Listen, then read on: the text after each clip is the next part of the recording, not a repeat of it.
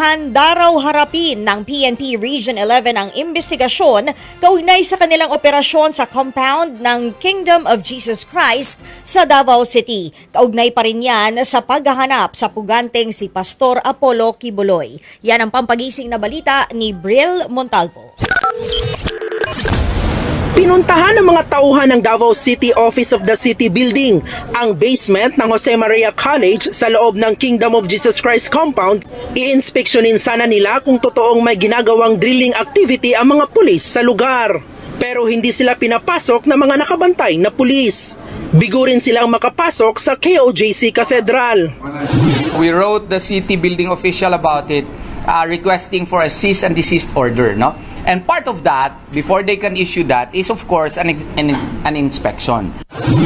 Bago ito, nauna nang sumulat si Davao Police Chief Brigadier General Nicolas Torre III kay Mayor Sebastian Duterte noong August 29. Hiniling niyang makakuha ng kopya ng building at master plan ng KOJC compound, pero hindi yan inaprubahan ng LGU.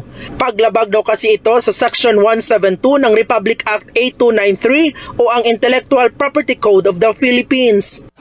Okay lang, fair is fair, and we respect his opinion, and we'll just deal with that on the legal fronts in the future. Where can you find an arrest warrant, no? Which is supposed to implement an arrest as against a particular accused, yet you are now asking for specifications of the building, including the maps, etc.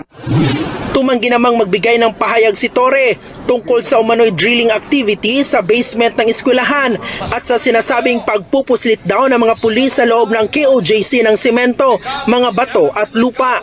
Sa Senado niya na raw ito sasagutin. Kaugnay nito, magsasagawa ng ocular inspection ang Senado sa loob ng KOJC compound bukas ng umaga. Ayon kay Torre, handa naman ang PNP sa investigasyon. Nanindigan din siya na legal ang kanilang ginagawang operasyon. Hindi rin sila titigil sa paggalugad sa compound hanggat hindi nila nahahanap si Pastor Apollo Kibuloy. Nagbabalita mula sa Frontline, Bril Montalvo, News 5.